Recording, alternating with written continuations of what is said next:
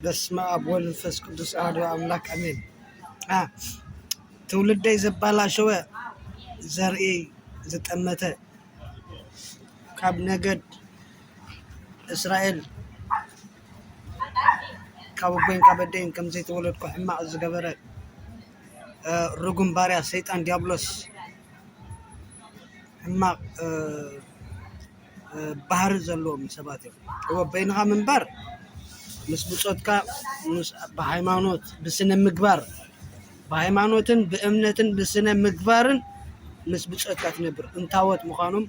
ትፈልጦም ባህሪኦም እንታይ ይሓስቡ ትፈልጦም። ኣነ ሕጂ ናተይ ዘርኢ ትውልደይ ኤውሮፓዊ ወላ ትግርኛን ኣምሓርኛ ኣይኮንኩን። ቋንቋይ ትግርኛ ኣይኮነን ኣምሓርኛ ኣይኮነን ኩሉ ሰብ ፈልጥ ኣብ ተዕባብያይ ምስቶም ግብፃውያን ይዓበየ ምስ ግብፃውያን ዓበየ ግብፃውያን እዚኦም ኤርትራ ድብሉ ዘለዉ ግብፃውያን እዩ። ብሓቂ እዚ ጭቆና ኣለዎም ሃይማኖት የብሎምን ወግ ስዕልካ ሳዕስዒት ገለመለገለ ተለይ ኮይኑ ከምቲ ሕጋዊ ዝግበር ዝነበረ ፆምን ፀሎትን ኣይግበርን። ወነት ሃይማኖቶም ኣጥፍዮም እዮም። ኣመሓደርቲ የብሎም እቶም ኤርትራውያን ወላ እቶም ኢትዮጵያውያን እውን ኣመሓደርቲ የብሎም። እቶም ደስተውዕል እውን ኣብዚ ናይ ቤተ ክርስቲያን ትምህርቲ ዝመሃሩ ታሪኻት ስለ ዘንብቡ ናይ እስራኤል ታሪክ ስለ ዘንብቡ መን እዩ ያዕቆብ መን እዩ ኣብርሃም መን እዩ ኢሳቅ መን እዮም ባርያ ዝበሃሉ ባርያ ዝበሃል ትውልዲ ናይ ሰብ ዘርኢ ናይ ሰብ ዘባላሹ ዓሌት ናይ ሰብ ዘባላሹ እዚኦም ባርያ ይበሃሉ። ኣይትቆረቦም ኣለዉ ኣብ ኤርትራ ኣለዉ እዚ ወልደ ኪኤል ኣበበሽ እዚኦም ሕጂ ትውልዲ ናይ ሰብ ዝርኦም ዘባላሹ ሪኢኹሞ ርእሰ ከፊቶሞም ሪኢኹሞ እዚ ርእሰ ከፊቶሞምሽ ወለደይ ከዓ ገና ብንእሽተይ ከለኹ ይርእዎም። ኣነ ክሳብ እስራኤል መፅአ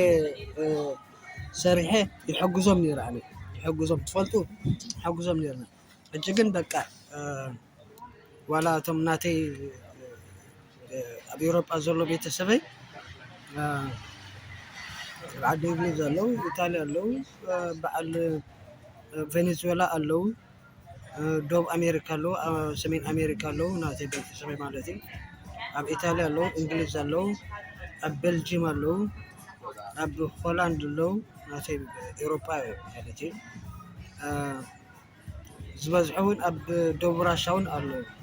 ናተይ ቤተሰብ ማለት እዩ። ሕጂ ንዖም ስለ ዘይመሰልኩ ትውልደይ ከበላሽው ደልዮም ናተይ ትውልዲ ከበላሽው ደልዮም ኣብ ኤርትራ ማለት እዩ። ሕጂ ኣነ ተዓዚበ እዮም ናቶም ከም ዘይኮንኩ ፈሊጠ ካልኦት እውን ኣለዉ ከምኡ ከምዚ ናተይ ነቲ ዓዲ ገዲፎሞ ወፅን ነቲ ኣብቲ ኤርትራ ዝብሉ ዘለዉ ኤርትራውያን ኣይኮኑን ግብፃውያን እዮም። ፍልስጤም ኣለዉ ግብፂ ኸ ኣለዉ ኣብ ኤርትራ ፍልስጤም ኣለዉ ግብፂ ኸ ኣለዉ እስራኤላውያን እውን ውሕዳት ኣለዉ ኣብ ኤርትራ እስራኤላውያን ኣለዉ እስራኤላውያን ኣለዉ ኣብ ኤርትራ ኣብ መላእ ዓለም ዘለዉ እስራኤላውያን ንዚኦም ኣብ ዘለዉ ፍልስጤም ጠንቆልቲ ትውልዲ ናይ ሰብ እዮም ዝርዩ ፍልስጤም ናይ ሰብ ትውልዲ ይርዩ። ኣብ ኤርትራ እውን ኣለዉ ፍልስጤም ዋላ ኢሳያስ ኣፈወርቂ ደጋፊ ናይ ፍልስጤም እዩ ደጋፊ ናይ እስራኤል ኣይኮነን። እዚ ኢሳያስ ኣፈወርቂ ዝብሎ ደጋፊ ናይ ፍልስጤም እዩ ማሕበር ሰይጣን ብገንዘብ ዳኣም ወረቐት ማለት እዩ። ብኸመይ ንኣኸ ሓቲሞም ተመሊሶም ብር ሓቲሞም ተመሊሶም ገለ ፓውንድ ሓቲሞም ነቲ ህዝቢ ሕምፍሽፍሸት እዮም ሕማቕ ምምሕዳሮም ሓደ ካልእ ኣብቲ ወታደራዊ ምምሕዳሮም ከዓ ወታደራዊ ሲቪላዊ ዝበሃል ምምሕደራ ቀደም ዕልዋ ምስ ተገብረ እቶም ብሲቪል ዝነበሩ ሽግር የእትውዎም ነይሮም ኣብ ሽግር የእትውዎም ነቶም ህዝቢ ኣብዘ ዝተወልዱ ካብ ኤውሮጳ ይወለዱ ካብ ጣልያን ይውለዱ ካብ እንግሊዝ ይውለዱ ካብ ዓረብ ይውለዱ ኣብቲ ኤርትራ ዘለዉ መዓት እዮም። ሕጂ ትውልዲ ናይ ሰብ ርኢ ኣፍንጫ ሕጂ ፅቡቅ እንድሕር ኮይኑ ዝገፀ የባላሹ ፕላስቲክ ይውስኹልካ ፕላስቲክ ገፅ ዝበሃል እዚ ኣፍንጫ ይሰብሮ እዚ ኣፍንጫ ገፅ ይሰብሮ ትውልዲ እዚ ምስ ገበሩ ንዖምን ከምኡ ገይሮሞም ከይዶም በዓል ኣብርሃም ከምኡ ገይሮሞ በቲ ዝፈረድካ ኢኻ ትፍረድ። ኣብርሃም ሕጂ ቤተሰብ እንድሕር ኣለዎ እዚ ኣብርሃም ወዲ ሰንበት ዝተባሃለ ኣብርሃም ኣይኮነን ሽሙ ገለ እዩ ሽሙ ኣብርሃም ዝበሃል ኣብ ኣስመራ ይኹን ወላ ኣነ ስመራ ወዲ ስመራ ደይፈልጦ ሰብ ይብለኝ ደቂ ስመራ ገና بعل اللبليت بعل شورين زبال نيرم دقشو أو يدقس أو يكاتاتل انتهي قبر أمحارو انتهي قبر زيهم كل قال يكاتاتلهم نيرم نزمناتنا إسرائيلويان مالتي أو متيم الرئم بيت السبب يخدو أو حجي حق مقنطة المنقستي يقبل مالتي حق منقستي يقمتلو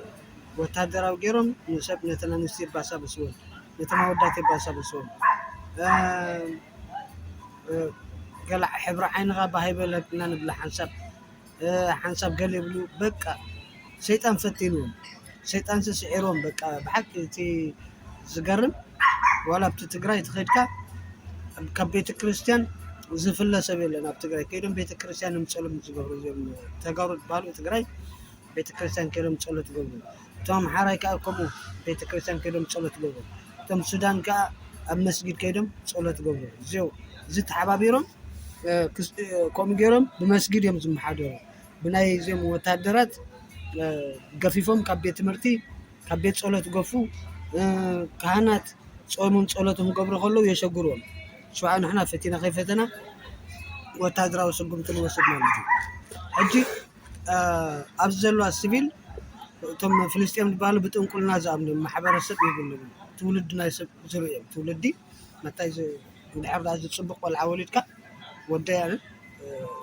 ندحر وليده اب تصبق بوتا كيده سريحه نودي نقالي سحر انا زدك وانا وليده نقالي نودين ابوي كاني أبوينا دينكا سحيرهم دخيمهم نحاي يعبيني أنا حق ما أدام مسبت حقون حريم أنا قال نبوينا الدين حق زمالتي أو نبغى نديها ندحر أخبرك زابير يخبرك كاي نبغى نديها ندحر يخبرك كاي زابير يخبرك كاي حجب على أببشن ولدك إلن أي فلتني بكرة بيت مهارو هو